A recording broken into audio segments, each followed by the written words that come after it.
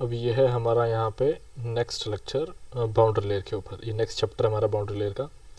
तो यहाँ पे बाउंड्री लेयर क्या है, ठीक है। तो सबसे पहले हम देख लेते हैं कि जो बाउंड्री लेयर का कॉन्सेप्ट है वो किसने दिया था, एल प्रांडेटल ने दिया था, ठीक है। ये प्रांडेटल लिखा हुआ है यहाँ पे। इससे पहले एक इक्वेशन आई थी, प्रांडेटल्स इक्वेशन, ये बिल्कुल वही है प्रांडेटल, ठीक है, ये वही लिखा हुआ है। अब यहाँ पे क्या है कि आइडियल फ्लूइड में विस्कोसिटी जो होती है वो वहाँ पे प्रेजेंट नहीं होती, ठीक है। तो आइडियल फ्लूइड में क्या होती है, नॉन विस्कस होता है, वो हम पहले पढ़ चुके हैं। लेकिन रियल फ्लूइड्स में क्या होते हैं कि विस्कस फोर्सेस बहुत ज़्यादा होते हैं, प्रेडोमिनेंट होते हैं, ये चीज़ यहाँ पे लिखी हुई है कि बहुत ज़्यादा होते हैं, ठीक। तो अब क्या है कि इसका मतलब जो आप यहाँ पे देख रहे हैं कि विस्कस फोर्सेस क्या है, प्रेडोमिनेंट है, यानी कि बहुत ज़्यादा होते हैं बाउंड्री लेयर में। क्या होते हैं, बहुत ज़्यादा होते हैं, कहाँ पे, बाउंड्री लेयर पे। बाउंड्री लेयर क्या है, अब समझो, यहाँ पे आया है बाउंड्री लेयर का जिक्र। तो देखो, जैसे ये एक क्या है, पाइप है ऐसे, ठीक है, ये आपका क्या है, यहाँ पे पाइप है। अब इस पाइप में जो भी फ्लूइड हमारा फ्लो हो रहा है, ठीक है, जो भी फ्लूइड होगा, तो इससे मैंने एक जो है एक गैप में ले रहा हूँ, एक डिस्टेंस है मेरा, वो मैं ले रहा हूँ यहाँ पे। अब ये मैंने एक इस तरीके से एक फ्लो पैटर्न ले लिया है। अब यहाँ पे क्या है कि हम लोग बड़े अच्छे से जानते हैं कि जो भी हमारे फ्लूइड की वेलोसिटी होती है नियर द बाउंड्री, ठीक है, यानी कि नियर, फिर कह सकते हैं कि नियर द वॉल, ये जैसे यहाँ पे है आपकी, ये क्या है, वॉल है, तो इसको वॉल मान लो कि वॉल के नज़दीक में यहाँ पे जो भी वेलोसिटी होगी, यहाँ ऐसे इस डायरेक्शन में जो भी वेलोसिटी होती है वो क्या होती है, ऑलमोस्ट ज़ीरो होती है, ठीक है। यहाँ पे फ्लूइड क्या होता है, फ्लो नहीं कर रहा होता। और थोड़ा सा अगर हम दूर देखें, यानी कि इस वॉल से थोड़ा हम दूर देखें, सपोज करो हम यहाँ पे देख रहे हैं, तो यहाँ पे वेलोसिटी कुछ ना कुछ वैल्यू होगी, और वेलोसिटी की मैक्सिमम वैल्यू कहाँ पे होती है, पाइप के एग्जैक्टली सेंटर पे होती है। तो ये चीज़ हम पढ़ चुके हैं। तो यहाँ पे क्या है कि वॉल से एकदम लगते हुए अगर हम देखें तो वेलोसिटी ज़ीरो है। इसका मतलब क्या है कि कोई चीज़ एक ऐसी है वहाँ पे जो उसको फ्लो होने से रोक रही है, तभी तो वेलोसिटी ज़ीरो है। इसका मतलब अब फ्लो होने से क्या रोकता है, विस्कस फोर्स, यानी कि जितना विस्कस होगा उतना स्लोली वो क्या करेगा, फ्लो करेगा। तो इसीलिए यहाँ पे लिखा गया है कि इन रियल फ्लूइड्स, ये जो आप देख रहे हैं यहाँ पे, in real fluids viscous forces या फिर viscosity forces are predominant within the boundary layer, यानी कि एंड पार्ट पे वो जो हमारा बाउंड्री लेयर है, ठीक है, वहाँ पे क्या होता है, प्रेडोमिनेंट होते हैं, बहुत ज़्यादा होते हैं। तो यही ये जो है यहाँ पे, ये हमारा बाउंड्री लेयर है, ठीक है, ये हमारा बाउंड्री लेयर है, ये कहना चाह रहा है यहाँ पे। चलो, तो इसके लिए मैंने यहाँ पे एक डायग्राम भी बनाया हुआ है, ये जो आप देख रहे हैं ये एक डायग्राम है हमारा। अब इस डायग्राम को मैं समझा देता हूँ, ये पूरा डायग्राम है ये वाला। तो इस डायग्राम में कौन सी चीज़ क्या है वो देख लेते हैं हम यहाँ पे। तो यहाँ डायग्राम में ये हमारी क्या है, ये क्लियरली मैंशन है, प्लेट या फिर बाउंड्री है हमारी, ठीक है, ये प्लेट या फिर बाउंड्री है यहाँ पे, ये रही प्लेट या फिर बाउंड्री। अब यहाँ पे जो भी फ्लूइड है वो फ्लो हो रहा है, ठीक है। अब यहाँ पे क्या है कि एक चीज़ होती है, आप लोगों को मैंने पहले ही बताया था, यहाँ इस वाले डायग्राम में आ जाओ, ये जो यहाँ पे बनाया हुआ है, इसमें देखो भैया, एकदम बाउंड्री या फिर वॉल के नज़दीक में वेलोसिटी ज़ीरो, और दूर अगर हम जाएंगे तो फिर वेलोसिटी बहुत ज़्यादा हो जाती है, मैक्सिमम वेलोसिटी मिल जाती है हमें यहाँ पे, वेलोसिटी मैक्सिमम, ठीक है, यहाँ पे होगी, सेंटर पे होगी। तो एक तरीके से क्या है, हम लोग पढ़ चुके हैं कि वेलोसिटी जब कम होती है तो एक लैमिनार कंडीशन बनती है ना, और जब वेलोसिटी मैक्सिमम बहुत ज़्यादा वेलोसिटी रहती है तब टर्बुलेंट कंडीशन बनती है फ्लूइड फ्लो की। तो इसीलिए यहाँ पे लैमिनार होता है बाउंड्री के नज़दीक, एंड दूर में होता है टर्बुलेंट, ठीक है। और ये जो बीच का फेज आप देख रहे हैं यहाँ पे, जो वेव की तरह बनाया हुआ है, इसको हम ट्रांजिशन फेज कहते हैं। ये आप लोगों के सामने लिखा हुआ है, इसको क्या कहते हैं, ट्रांजिशन फेज, क्योंकि लैमिनार टू टर्बुलेंट जा रहा है वो, ठीक है। और ये जो आप यहाँ पे देख रहे हैं, जो ये जो डायग्राम यहाँ पे बना हुआ है, ये जिसको मैं अभी ब्लू से शेड कर रहा हूँ, ये वाला डायग्राम क्या है, वेलोसिटी का है, वेलोसिटी प्रोफाइल है। वेलोसिटी प्रोफाइल समझ लेते हैं, इसको भी समझते हैं। यहाँ पे देखो एग्जैक्टली बाउंड्री पे, जो अगर मैंने अभी रेड से मार्क बनाया है, एग्जैक्टली बाउंड्री पे यहाँ पे वेलोसिटी ज़ीरो है। धीरे धीरे जैसे आप ऊपर जा रहे हैं वेलोसिटी बढ़ती जा रही है, जैसे जैसे आप ऊपर जा रहे हैं देखो वेलोसिटी ऐसे बढ़ती जा रही है। तो ये हो रहा है यहाँ पे, ठीक है। तो ये आपका वेलोसिटी प्रोफाइल है, वेलोसिटी ग्रेडियंट है यहाँ पे, ठीक। और यहाँ पे आपका ये क्या है, मैक्सिमम वेलोसिटी, ये लिखा हुआ है यहाँ पे मैक्सिमम वेलोसिटी, और इसी को हम क्या कहते हैं, फ्री स्ट्रीम वेलोसिटी भी कहते हैं, ठीक है। मैक्सिमम वेलोसिटी की क्या कहते हैं, फ्री स्ट्रीम वेलोसिटी भी कहते हैं। तो ये चीज़ है, ये आपके बाउंड्री लेयर का डायग्राम है। अब यहाँ पे नेक्स्ट पॉइंट पे आ जाओ, जो अपना थर्ड पॉइंट है, व्हेन द फ्लूइड, जो भी हमारा लिक्विड है वो फ्लो करता है सॉलिड बॉडी के ऊपर, तो लिक्विड जो होता है चिपक जाता है बाउंड्री से, ठीक है, और उस कंडीशन को हम नो स्लिप कहते हैं, ठीक है। तो यहाँ पे क्या लिखा गया है कि जब भी कोई भी लिक्विड, जैसे कि फ्लूइड है हमारा, ठीक है, या जनरल लिक्विड है, वो किसी सॉलिड बॉडी के ऊपर से फ्लो होकर के जा रहा है, तो फिर क्या होता है, वो जो लिक्विड होता है वो चिपक जाता है बाउंड्री से, तो उसको हम नो स्लिप कहते हैं। नो स्लिप यानी कि जब फिसलता नहीं, यानी कि चलता नहीं है आगे। नो स्लिप का मतलब यहाँ पर लिखा है, it means velocity of fluid layer next to the boundary will be same as that of boundary. इसका मतलब क्या होता है कि जो वेलोसिटी है उस फ्लूइड के लेयर की एग्जैक्टली बाउंड्री के ठीक ऊपर, वो किसके बराबर होती है, जितनी बाउंड्री की होती है। और बाउंड्री कितनी होती है, बाउंड्री तो हिलती ही नहीं है, तो बाउंड्री जीरो होती है। तो यानी कि इसके जस्ट ऊपर वाली लेयर की जो वेलोसिटी है वो क्या हो गई, जीरो हो गई है। ये चीज़ है यहाँ पे। अब यहाँ पे देखो, outside the boundary, next point, outside the boundary layer viscous forces are very less, viscous forces कम हो जाते हैं, हेंस वेलोसिटी अप्रोचेस, और फिर क्या होता है, वेलोसिटी जीरो से मैक्सिमम तक चली जाती है, ठीक है। तो इसी वजह से वेलोसिटी ग्रेडियंट जो है हमारा बाउंड्री लेयर में, वो क्या होता है, बहुत ज़्यादा होता है, किससे, स्ट्रीम फ्लो से, ठीक है, ये चीज़ है। वेलोसिटी ग्रेडियंट यहाँ पे क्या होता है, ज़्यादा होता है, किससे, स्ट्रीम फ्लो से, क्योंकि जल्दी ही वो क्या करता है, zero to U maximum velocity तक पहुँच जाता है। अब बाउंड्री लेयर में, बाउंड्री लेयर के चैप्टर में हमें पढ़ना क्या है वो देख लो। ये मैंने बेसिक आपको कॉन्सेप्ट बताया भी बाउंड्री लेयर, क्योंकि बाउंड्री लेयर होता क्या है। बाउंड्री लेयर में बेसिकली जो हमें चीज़ें पढ़नी है वो कुछ डेफिनेशंस पढ़नी है, ठीक है। ये चीज़ें अपनी शुरू से क्लियर रखना कि बाउंड्री लेयर वाले चैप्टर में पढ़ना क्या है। तो यहाँ पे कुछ डेफिनेशंस हमारे पास में होती हैं, जैसे कि बाउंड्री लेयर थिकनेस क्या होता है, बाउंड्री लेयर थिकनेस होता है, अब ये आएगा आगे, बाउंड्री लेयर थिकनेस। तो ये सब चीज़ें हैं क्या, इसको डेल्टा से रिप्रेजेंट करते हैं। तो ये सब के वैल्यूज़ हमें निकालने के लिए आती हैं। तो ये इसका एक छोटा छोटा न्यूमेरिकल भी आता है, एक न्यूमेरिकल आएगा, और दूसरा क्या आएगा, एक एमसीक्यूज़ भी आते हैं जिसमें सिर्फ थियोरेटिकल कॉन्सेप्ट पूछा जाता है। तो प्री में मोस्टली जो चीज़ होती है ये एमसीक्यूज़ आता है थियोरेटिकल, ठीक है। डेफिनेशन देगा कि क्या होता है, बाउंड्री थिकनेस क्या होता है, तो वो ऐसे ऐसे इस तरह की चीज़ें पूछेगा, ठीक है। छोटे छोटे थोड़े बहुत न्यूमेरिकल भी पूछ सकता है। ये पूछेगा, न्यूमेरिकल पूछे जाने की प्रोबेबिलिटी है एई टाइप के एग्जाम्स में, और जो एमसीक्यूज़ जो थियोरेटिकल पूछे जाने की प्रोबेबिलिटी है वो जेई टाइप के जितने भी एग्जाम्स होंगे उनमें, ठीक है। तो अब सबसे पहले हम यहाँ पे डेफिनेशंस देख लेते हैं। तो यहाँ पे देखो, बाउंड्री लेयर थिकनेस है सबसे पहले हमारी डेफिनेशन। तो ये बाउंड्री लेयर थिकनेस होता क्या है, तो इसको हम कहते हैं कि वो डिस्टेंस बाउंड्री सरफेस से जब वेलोसिटी हमारी कितनी पहुंच जाती है, 99% अचीव हो जाती है, किसकी, मैक्सिमम वेलोसिटी के। देखो दोबारा बता देता हूँ, ये बाउंड्री लेयर थिकनेस वो डिस्टेंस होता है, मान लो ये हमारी बाउंड्री लेयर, सबसे पहले तो इसको समझो, ये हमारी बाउंड्री लेयर है, ठीक है। तो बाउंड्री लेयर थिकनेस यानी कि मोटाई, तो ये हम कह लेते हैं, चलो ये बाउंड्री लेयर की थिकनेस है। तो ये यहाँ पे कह रहा है कि बाउंड्री लेयर थिकनेस जो है ये वो थिकनेस या फिर वो डिस्टेंस होता है, कहाँ से, बाउंड्री लेयर से, यहाँ से इस बाउंड्री लेयर से ये वो डिस्टेंस होगा जहाँ पे हम 99% अपनी क्या कर लेंगे, मैक्सिमम वेलोसिटी अचीव कर लेंगे, ठीक है। मैक्सिमम वेलोसिटी क्या कर लेंगे, अचीव कर लेंगे। तो ये हमारी फ्री स्ट्रीम वेलोसिटी है, इसको फ्री स्ट्रीम वेलोसिटी भी कहते हैं। ये चीज़ है यहाँ पे, ठीक। तो ये डिस्टेंस हमारा क्या होता है, हमारा बाउंड्री लेयर थिकनेस होता है, जिसको हम डिनोट करते हैं डेल्टा से। ये डेल्टा का यहाँ पे साइन है, ठीक। अब यहाँ पे एक ये जो आप देख रहे हैं ये नोट करके हमें लिखना है, ये मैं हाईलाइट कर देता हूँ कि बाउंड्री लेयर जो है उसका वेलोसिटी ग्रेडियंट होता है, लेकिन लैमिनार सब लेयर का वेलोसिटी ग्रेडियंट नहीं होता है। लैमिनार सब लेयर आया था इससे पहले, ठीक है, वो भी मैंने बताया था, एक थिकनेस टाइप का होता है, डेल्टा स्टार से रिप्रेजेंट कर देते हैं, ठीक।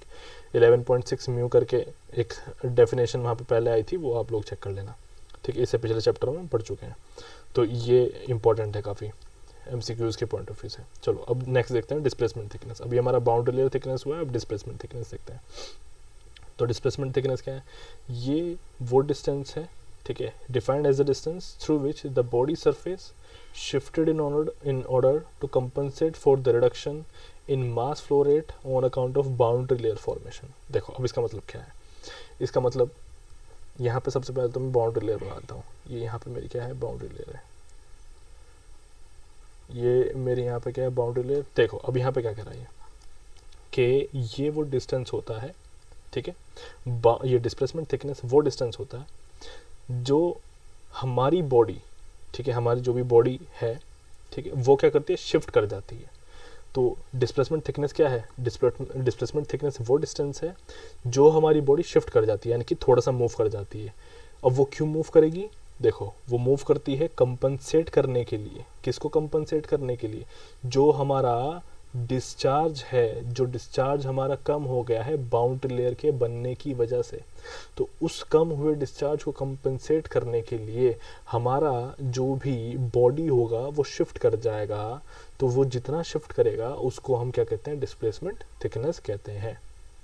ठीक है, एक बार और रिपीट कर देता हूँ कि हमारा जो डिस्चार्ज कम हो गया है किसकी वजह से? बाउंड्री लेयर फॉर्मेशन की वजह से।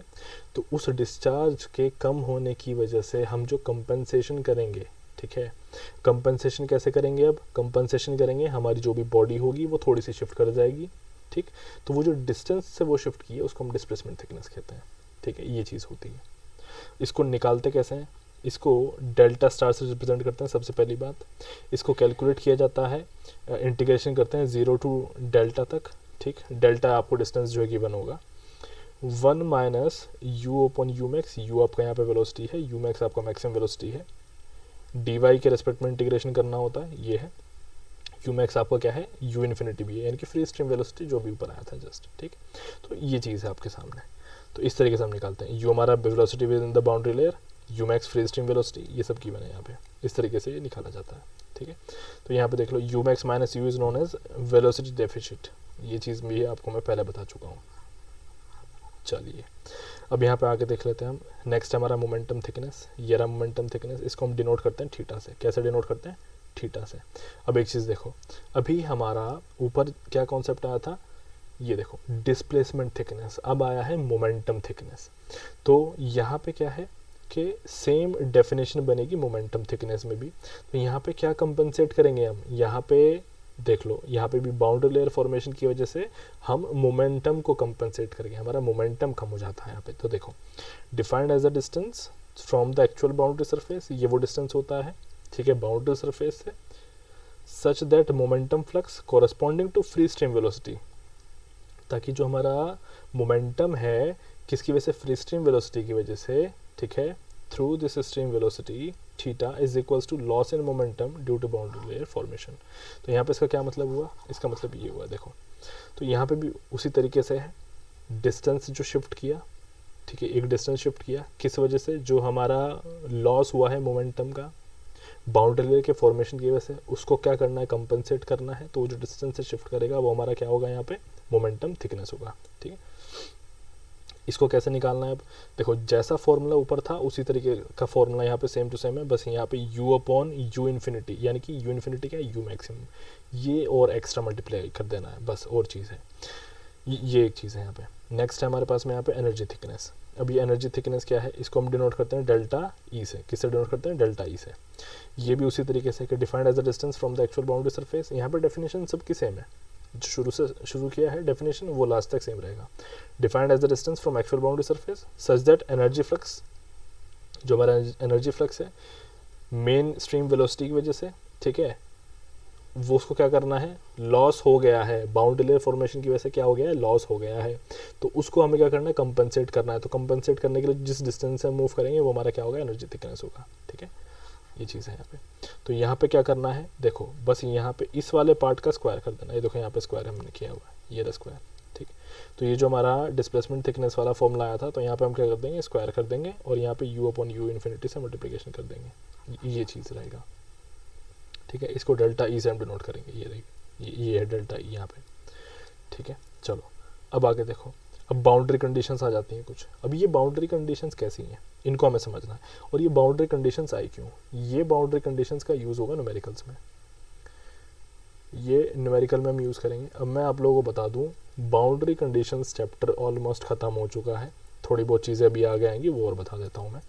तो बाउंड्री कंडीशंस क्या है? न्यूमेरिकल्स के लिए होती हैं ये बाउंड्री कंडीशंस। एक आध क्वेश्चन प्री में भी आ जाता है तो वो समझ लो। ये यहाँ पे जो लिखा है at y equals to 0 u equals to 0, इसका मतलब क्या है ये समझो। सबसे पहले इसके लिए है ना हमें यहाँ पे बाउंड्री लेयर ड्रॉ करना पड़ेगा। ये हमारा क्या है? यहाँ पे बाउंड्री लेयर है। ठीक है, तो अब यहाँ पे क्या है समझो, यहाँ से हमें एक डिस्टेंस मेज़र करना है y। ठीक है, कहाँ से मेज़र करेंगे इसको हम मेज़र करेंगे अपने बाउंड्री लेयर से। तो जब बाउंड्री लेयर पे ही हम हैं तो वेलोसिटी ऑब्वियसली वहाँ पे क्या होगी? 0। यहाँ पे वेलोसिटी है, ये रही वेलोसिटी। ठीक है, ये वेलोसिटी है, इसको हम यू से डिनोट कर रहे हैं। तो ये क्या होगी, जीरो होगी, पढ़ चुके हैं हम। ठीक है, उसके बाद में वाई की वैल्यू क्या हो चुकी है, कितनी हो चुकी है, डेल्टा हो चुकी है, यहाँ पे आ चुके हैं, ये हमारी कितनी वैल्यू, डेल्टा। तो यहाँ पे यू हमारा क्या हो जाएगा, यू इन्फिनिटी, यानी कि मैक्सिमम वेलोसिटी, यहाँ पे हमारा मैक्सिमम वेलोसिटी होगा, ये चीज़ है। और देखो यहाँ पे अब y इक्वल टू डेल्टा, इस केस में हम क्या करेंगे, यहाँ पे D U upon D Y अगर हम कर देना तो उसकी वैल्यू जीरो होगी। तो सीधी सी बात है कि वेलोसिटी आपका जो भी है उसका अगर आप क्या कर रहे हैं, डिफरेंशिएशन कर रहे हैं विद रिस्पेक्ट टू वाई, तो वो आपका क्या हो जाएगा, जीरो हो जाएगा, ये चीज़ है। ठीक है, तो ये तीन बाउंड्री कंडीशंस जो है हम याद रखेंगे। एक ऐसे ये है fourth condition, at Y equals to zero D square U upon D Y square equals to zero, एक ये बाउंड्री कंडीशन ये है। ठीक है, तो चार हमारे पास में यहाँ पे क्या है, बाउंड्री कंडीशंस है। चलो अब प्री में और क्या क्वेश्चन आते हैं, इन बाउंड्री कंडीशंस के ऊपर तो क्वेश्चन आते ही आते हैं। ये जो तीन बाउंड्री कंडीशन मैंने यहाँ पे लिखी है, इनमें से तीन में से ये दो बहुत ज़्यादा पूछी जाती हैं। तो ये है वेरी इंपॉर्टेंट, मच रिपीटेड, बहुत रिपीट होती हैं, प्री में बहुत रिपीट हुई है। ठीक है, एक अब इस क्वेश्चन को देख लो, यहाँ पे शेप फैक्टर क्या होता है। शेप फैक्टर को हम डिनोट करते हैं एच से। शेप फैक्टर का फॉर्मूला क्या है, displacement thickness upon momentum thickness. ये रहा डिस्प्लेसमेंट थिकनेस, ये रहा मोमेंटम थिकनेस, ये सब अभी हमने सॉल्व करने सीखे थे। तो शेप फैक्टर भी मेरे सामने एक दो बार आ चुका है, प्रीवियस ईयर क्वेश्चन में, प्री में पूछा गया था, तो मैं यहाँ पे मेंशन कर देता हूँ प्रीवियस ईयर क्वेश्चन। ठीक है, अब ये चीज़ देख लो, यहाँ पे जो मैंने नोट करके लिखा है, ये क्या है, ये एक इंपॉर्टेंट चीज़ है। कैसी इंपॉर्टेंट चीज़ है, अभी जो हमने तीन तरह की थिकनेस पढ़ी है, डिस्प्लेसमेंट थिकनेस, मोमेंटम थिकनेस और एनर्जी थिकनेस, तो उन तीनों में कौन सी वैल्यू सबसे ज़्यादा है वो हमें पता होना चाहिए। तो यहाँ पे हमारे पास में ये देखो, सबसे पहले आप कौन सा देख पा रहे हैं, डेल्टा स्टार है। डेल्टा स्टार क्या था हमारा, अगर आपको याद हो तो देख लो, डेल्टा स्टार हमारा डिस्प्लेसमेंट थिकनेस था। तो शुरू में हमारा आया था डेल्टा स्टार, वो क्या था, डिस्प्लेसमेंट थिकनेस था। यहाँ पे है, ये रहा डिस्प्लेसमेंट थिकनेस डेल्टा स्टार, तो ये रहा हमारा डेल्टा स्टार, ये सबसे बड़ा है। देन उसके बाद में एनर्जी थिकनेस है यहाँ पे, एंड देन उसके बाद में मोमेंटम फ्लक्स है, मोमेंटम थिकनेस है। तो इसको आप याद कैसे रखेंगे, तो इसको याद करने का तरीका मैंने यहाँ पे बताया है, एक ट्रिक मैंने यहाँ पे बनाई है, डी पहले, ई बाद में, एम बाद में, यानी कि जो सीक्वेंस होता है ना ABCD का अल्फ़ाबेट्स का, वही सीक्वेंस में है। तो पहले डी आता है, देन ई आता है, देन लास्ट में एम आता है। तो D4 हमारा क्या है, डिस्प्लेसमेंट थिकनेस है। ठीक है, ये डी से हमारा क्या है, डिस्प्लेसमेंट थिकनेस है, और ई से हमारा एनर्जी थिकनेस है यहाँ पे, और ये जो एम आपके सामने है, ये हमारा क्या है, मोमेंटम थिकनेस है, ये चीज़ है। तो इस तरीके से आप इसको क्या कर सकते हैं, याद कर सकते हैं। चलिए, अब इसके बाद में हमारे पास में है बाउंड्री लेयर सेपरेशन। तो ये जो बाउंड्री लेयर सेपरेशन है, ये बहुत इंपॉर्टेंट टॉपिक है, इसको हटाते हैं यहाँ पे, ये सब गलत चीज़ें हैं। अब ये बाउंड्री लेयर सेपरेशन हम देख लेते हैं क्या है। बाउंड्री लेयर सेपरेशन के बारे में मैं आपको बता दूं, ये ना बहुत ज़्यादा रिपीटेड क्वेश्चन है, very very important, most repeated, pre में बहुत आता है, प्रीवियस ईयर क्वेश्चन बहुत आता है ये प्री में। अब इसको समझते हैं क्या है ये, देखो, if kinetic energy of fluid is not able to overcome the adverse pressure gradient.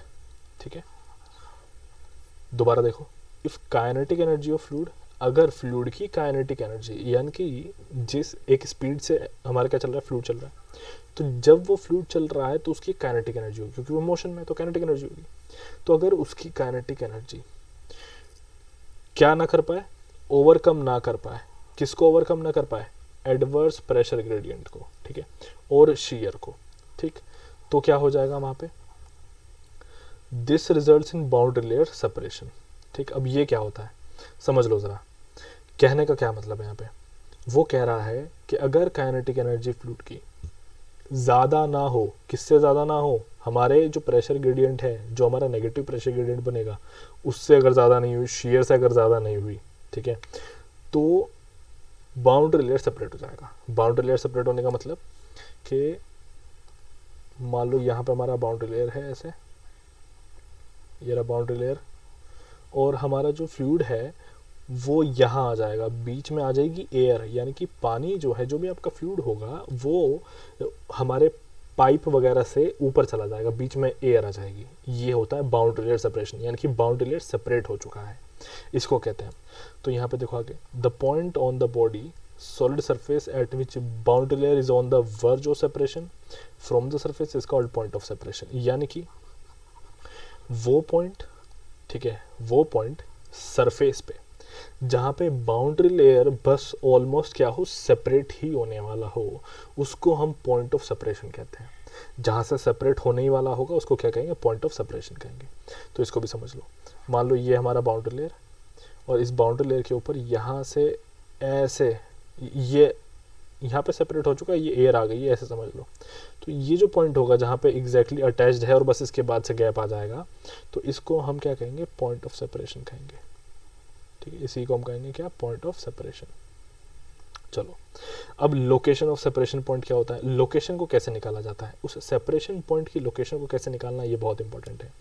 ये यहाँ पे मैंने मेंशन भी किया हुआ है, वेरी इंपॉर्टेंट। अब यही चीज़ जो है एग्जाम में आती है, ये मोस्ट रिपीटेड क्वेश्चन है, तो इसके लिख लो। प्रीवियस ईयर क्वेश्चन मैंने इसको बहुत बार देखा है, much repeated previous year question यही आया है प्री में, एग्जैक्टली कंडीशंस पूछी गई हैं। तो यहाँ पे मेंशन कर लो, थोड़ा सा क्लियर नहीं लिखा हुआ है। ये है हमारा du/dy at y equals to 0 should be greater than 0। ठीक है, तो ये आपका क्या है, du/dy क्या है, आपका वेलोसिटी ग्रेडियंट है। ठीक है, तो du/dy की वैल्यू एट कहाँ पे, y equals to 0, y equals to 0 यानी कि एग्जैक्टली बाउंड्री लेयर पे। तो एग्जैक्टली बाउंड्री लेयर पे आपका वेलोसिटी ग्रेडियंट क्या होना चाहिए, 0 से ज़्यादा होना चाहिए वैल्यू। तो हमारा जो फ्लो है वो सरफेस पे अटैच्ड रहेगा। क्या मेरी बात समझ में आ रही है, आई होप समझ में आ रहा होगा। तो इसका कंक्लूजन हम कर लेते हैं। तो पहले पॉइंट का हमारा कंक्लूजन क्या है, तो यहाँ पे लिख लेते हैं कंक्लूजन। इसका कंक्लूजन ये हुआ कि वेलोसिटी ग्रेडियंट जो है हमारा कहाँ पे, बाउंड्री लेयर पे, at boundary layer should have value greater than 0। उसकी जो वैल्यू है वो ग्रेटर देन क्या होनी चाहिए, 0 होनी चाहिए। देन उस केस में क्या होगा, फ्लो जो है सरफेस से अटैच्ड रहेगा, यानी कि फ्लो सेपरेशन नहीं होगा। Then flow is attached to the surface, attached to the surface, ये होता है इसका मतलब। ठीक, अब पूछा क्या गया है, एग्जैक्टली यही कंडीशन जो है ना आपकी du/dy, यही कंडीशन पूछी गई है। नेक्स्ट कंडीशन देख लो कि आपका जो du/dy है, आपका जो अब du/dy है, अगर वो एट द बाउंड्री लेयर किसके बराबर हो जाए, हमारे 0 के बराबर हो जाए, तो उस केस में फ्लो जो होगा वो on the verge of separation होगा या फिर अर्ज ऑफ सेपरेशन होगा, यानी कि सेपरेट होने ही वाला होगा। ये हमारा दूसरा पॉइंट है। और अगर मान लो कि आपके du/dy की जो वैल्यू है वो क्या हो चुकी है, यहाँ पे आपके बाउंड्री लेयर पर अगर लेस देन 0 है, तो समझ लो कि जो हमारा फ्लो है वो सेपरेट हो चुका है, फ्लो है सेपरेटेड, ये समझ लो कि फ्लो जो है सेपरेट हो चुका है, ये चीज़ है। अब एक बात मैं आपको बता दूं, बहुत बार वेलोसिटी ग्रेडियंट की बजाय प्रेशर का यूज़ किया जाता है। यानी कि जो आपका MCQ आएगा वो हो सकता है कि dp/dy पूछ ले। तो dp/dy eight y equals to 0। तो अब बताओ ये वैल्यू है, वो कुछ भी दे देगा। एग्जाम्पल से बता देता हूँ, देख लो। मान लो उसने दे दिया कि dp/dy ये है आपका at y equals to 0 greater than 0 आया है। अब बताओ फ्लो किस कंडीशन में है, यानी कि फ्लो सेपरेट हो चुका है या फिर अटैच्ड है। तो मैं आपको बता दूं कि जब भी प्रेशर का जिक्र आ जाएगा तो जो आपने वेलोसिटी में चीज़ें पढ़ी हैं ना, जो कंडीशंस आपने पढ़ी हैं, वो एग्जैक्टली उल्टी कर देनी है, उल्टा कर देना है उनको। यानी कि यहाँ पे देखो, तो अगर यहाँ पे dp/dy y इक्वल्स टू 0 है, ठीक है, और ये ग्रेटर देन 0 आ रहा है, यानी कि इसका मतलब क्या है, फ्लो जो है सेपरेट हो चुका है। फ्लो क्या हो चुका है, सेपरेट हो चुका है, इसका मतलब ये है। और अगर ये लेस देन 0 आ जाता है तो इसका मतलब फ्लो जो है अटैच्ड है, इसका मतलब ये होता है। ठीक है, तो इसको हम याद रखेंगे। तो methods to avoid flow separation, यानी कि मेथड्स क्या होंगे, फ्लो सेपरेशन को अवॉइड करना है हमें। ठीक है, फ्लो सेपरेशन ना हो तो उसको हम क्या करना है, अवॉइड करना है। तो फिर उसके क्या मेथड्स हैं, तो सबसे पहला मेथड है यहाँ पे स्ट्रीम लाइनिंग हम करेंगे। यहाँ पे हम क्या करेंगे, स्ट्रीम लाइनिंग करेंगे। मैं यहाँ पर लिख देता हूँ, सबसे पहला पॉइंट है स्ट्रीम लाइनिंग द बॉडी। वहाँ पे थोड़ा सा ब्लर है, तो ये हमारा स्ट्रीमलाइनिंग द बॉडी। स्ट्रीमलाइनिंग का मतलब क्या हुआ, जो भी हमारा बॉडी है उसको थोड़ा सा हम क्या बनाएंगे, स्मूथ बनाएंगे, ठीक है, स्ट्रीमलाइन बनाएंगे, स्मूथ बनाएंगे, ये है। अब नेक्स्ट देखो, नेक्स्ट ये जो यहाँ पे मेथड्स हैं ना आपके सेपरेशन को अवॉइड करने के, बहुत कॉमन मेथड्स हैं। तो सबसे पहले तो आपका हो गया स्ट्रीमलाइनिंग द बॉडी, अगर आप थोड़ा सा समझोगे तो आपको सारे मेथड समझ में आ जाएंगे। नेक्स्ट समझो, देखो फ्लो सेपरेशन क्या हो रहा है।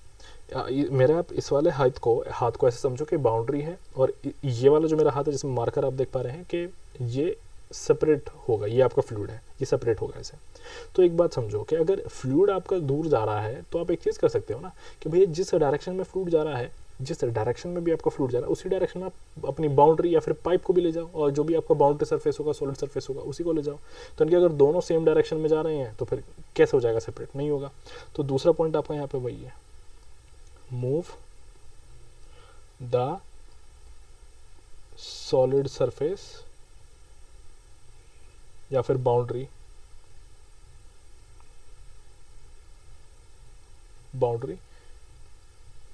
In the direction of flow, ये चीज़ है यहाँ पे, ठीक है, in the direction of flow, ठीक। तो इसको आप याद रखेंगे यहाँ, देखो कितना आसान पॉइंट था।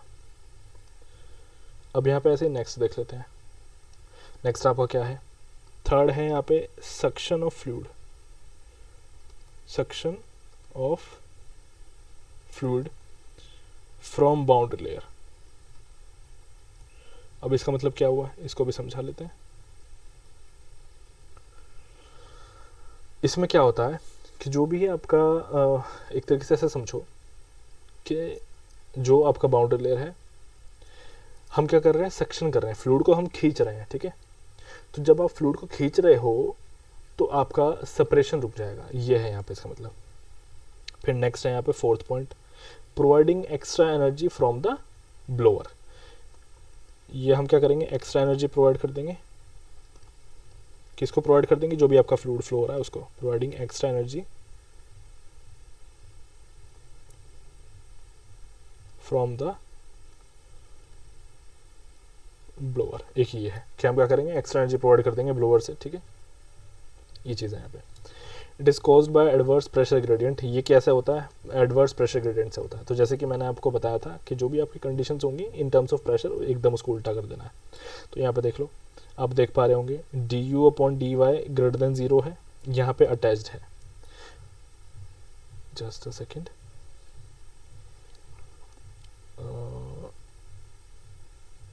यहाँ पे देखो ये रहा।